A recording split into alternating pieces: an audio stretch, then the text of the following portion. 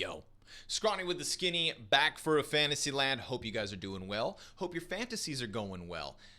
Mine aren't. Just a few events ago, we had the big hopes and dreams of being able to crack into the #1 spot and to clench victory from the hands of Mathieu Kikare. Felt like I had to go for a risk at CAC. Felt like that was the event to do it. Decided to go a little bit mouse, but then big on Tai Lu. And the Tai Lu flop, well, it hurt us bad, right? These guys didn't even beat Lin Vision, and so we finished top 75% thanks to Twists, Kerrigan, and Zershin. 1 point. We got 1 point at CAC, and that leaves us in 5th. Yeah, that's right. We've taken a bit of a tumble down the leaderboards. Maniac is so far above everybody else. I'm curious to see if P2 or Prof have the balls that it takes to go for a double Lu type draft in order to try and get past him, or whether everybody's just going to start playing it safe and let this leaderboard solidify as is. But for now, I'm going to say my competition is Maui Snake. All right? I love Maui Snake. We're homies, good friends. But I'm sure as fuck not letting this guy take me down in fantasy, okay? Maui, take a step back. Out of 4th. All right? And we're not finishing below 5th either. Let me make that much clear. So expect me to take a different style. No longer are you going to get the bold, brazen Scrawny that would double Tai Lu towards CAC. I also have to play it smart. I got to finish top 20% for my last few events in order to just make sure none of the riffraff cracks into the top 5. All right? So that's where we stand. We're talking about Blast Fall Finals. I'm leaving on Saturday. Going to be there a few days ahead of time, and very excited for this event. It's my favorite event of the year, generally, outside of majors, because of how exciting those are. But Fall Finals, every time, great crowd, great venue, great production quality, usually great teams. A little bit weird at the moment with the roster moves that have gone on and are still going on, so we're not quite sure where kind of the dust has settled. But let me tell you what I think is going to unfold here when we get to Copenhagen. Now, first and foremost, we've got FaZe up in Group A. These are best of 3 matches, thank God. Lower bracket for the teams that lose their opening games. 3 of the 4 teams per group go on to quarterfinals, semis, and onwards are on the big stage. So only the team topping each group is guaranteed to be playing in front of the crowd for those semifinals. FaZe and Ninjas just had an incredibly long back and forth best of 1 on Ancient, I believe, at CAC, and that was a really great match. Fun game between the two of them. However, I think that in a best of 3, it's just going to solidify FaZe's current form, which is undefeated, right? Have not lost a match so far in CS2. Map, yes. Match, no. Don't think that's going to change, at least in this group stage, all right? So I have FaZe as heavy favorites. I think the draft comes down to which 2 FaZe players you want to prioritize, going big on ROPS or taking a bit of a, more tempered approach, getting rid of Kerrigan, hoping that somebody like Rain or Twists in that place can do better, but we'll get there. FaZe win their opening game, upper final guaranteed. Cloud9 versus Na'Vi. Interesting matchup. Obviously, we're talking about Na'Vi now not playing with Blade, thank goodness, but Wonderful. And I think Wonderful is a very proven entity on LAN versus this type of opposition. So I don't think there should be too much of a growing pain for Na'Vi in that regards, right? They just need Wonderful to go kill.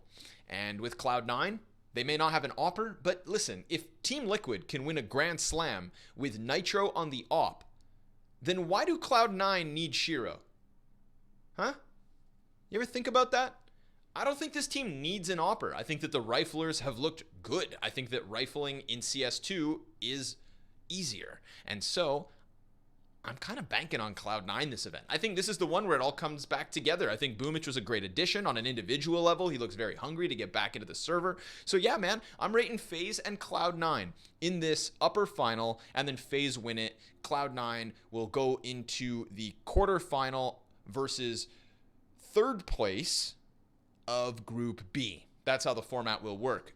Proven here. All right. So I'm thinking FaZe, Group A 1st place, and Cloud9, Group A 2nd place. Group B will go as follows. Vitality, Dispatch of Heroic, because they're in shambles at the moment. Even though the Heroic guys were able to kind of keep that boat afloat in some of their online matches, Dupree's actually looked pretty solid on an individual level. Cadian's going to be really hungry. I think Vitality with Mezzi is just a solid move. and I think that Vitality should be fine. So Vitality upper final versus, this is the interesting match. Of all the opening games, I think this one's the most interesting. Obviously, Complexity coming off of their IEM Sydney run. Provably, CS2 has worked well for this squad, and everybody's making it look good, right? Alish has brought the best out of everybody for this roster, and I don't think it would be a surprise if they beat Astralis, who are still very much banking on BlameF and banking on Device. Device can be hot or cold, and honestly, the rest of the pack of Astralis just don't really inspire me that much. So I'm taking Complexity over Astralis here, and I'm going to go Vitality, Complexity, upper final. Dude, that's anybody's game. I think that a well-oiled Complexity, who have already arrived in Denmark as of this recording and are getting their war machine up and running, I think Complexity are going to be a force to be reckoned with at this event. I don't know if I have enough faith in them to emphasize and prioritize them in my fantasy draft, but I do have enough belief to say they could top this group.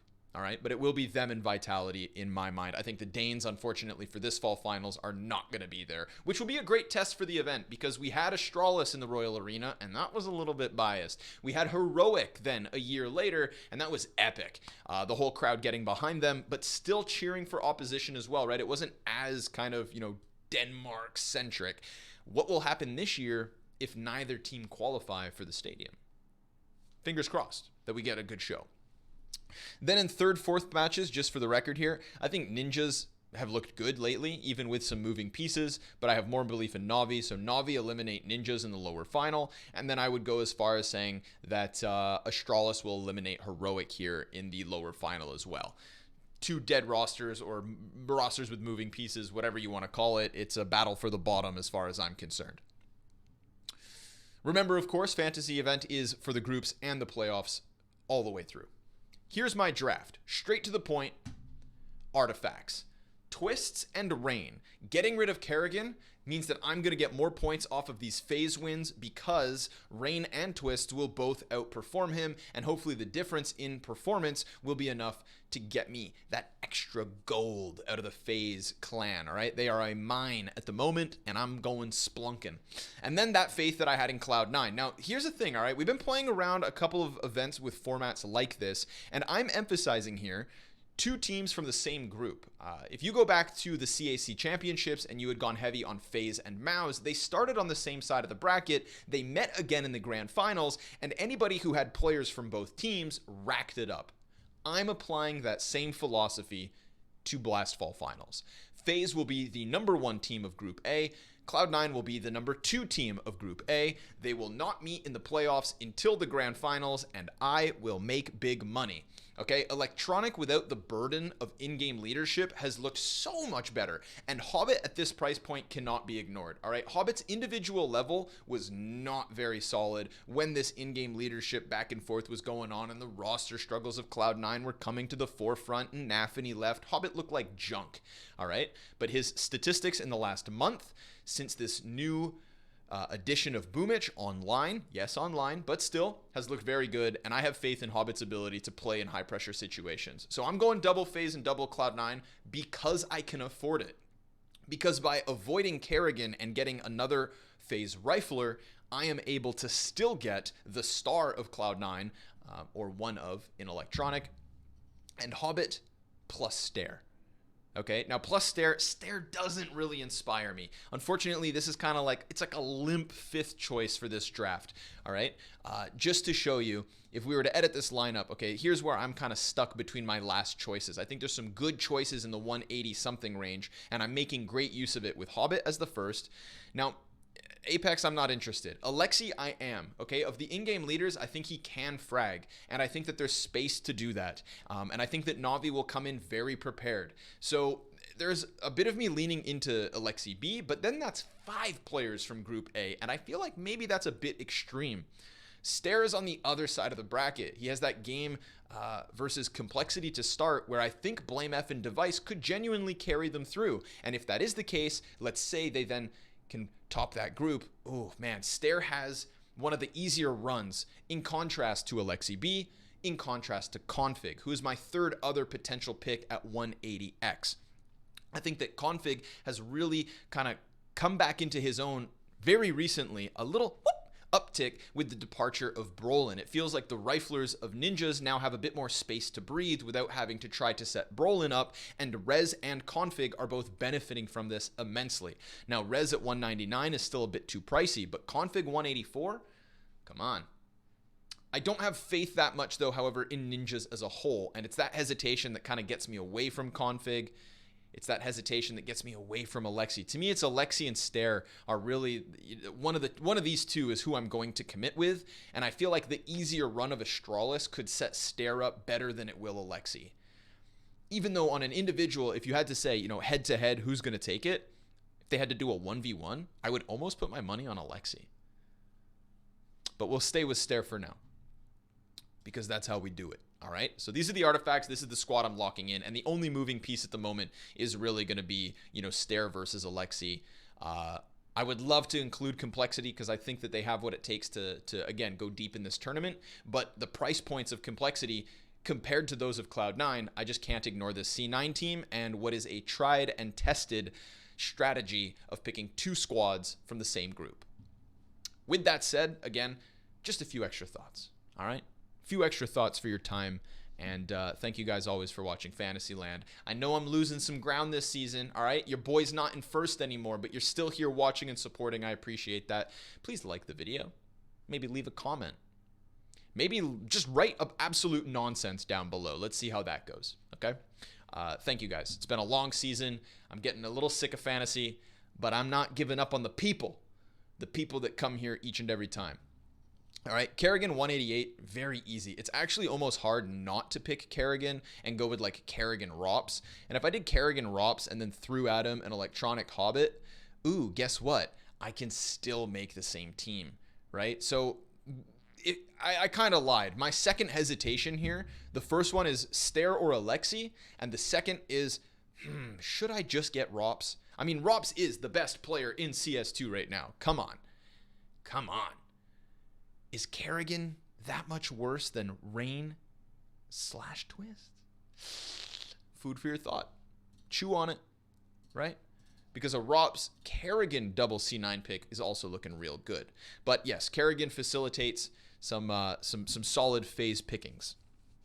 I'm not going for Zywoo at 232 because I think his stats are still inflated based on his success back in CSGO. In CS2, Zywoo is one of the guys that left me with a lot to be desired. So I need to keep a close eye on Zywoo before I'm willing to put more faith in him and Vitality. I think Flames' price has come back down to something very manageable at 204.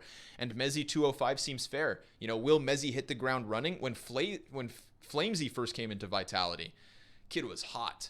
If we get the same honeymoon out of Mezzy, this team could swing for the fences in Copenhagen. Complexity has a Liege at 220. JT is just too pricey for me now. You know, if JT was sitting 183 with the rest of the substandard IGLs, I'd take him. Now, it's a good thing that JT's individual level has merited this 192, but within Complexity's wins, you know, JT has been so clutch lately. But being on that fine line of winning all of your clutches and instead just ending a game 5 and 16, that's a risk I'm not willing to take. Floppy's a bit pricey. Halzerk's a bit pricey. Grimsball, you know, it is what it is. I think somebody who's nicely priced is actually Wonderful. 210,000 for Wonderful. When you look at his stats, even back when he was, you know, let's go back to say Team Spirit before he departed that team unexpectedly, and you know, sort of racking up points online, even within LAN, he was doing good work. So to me, Wonderful is very interesting at 210. JL's interesting at 196 if you're looking for somebody just under 200,000.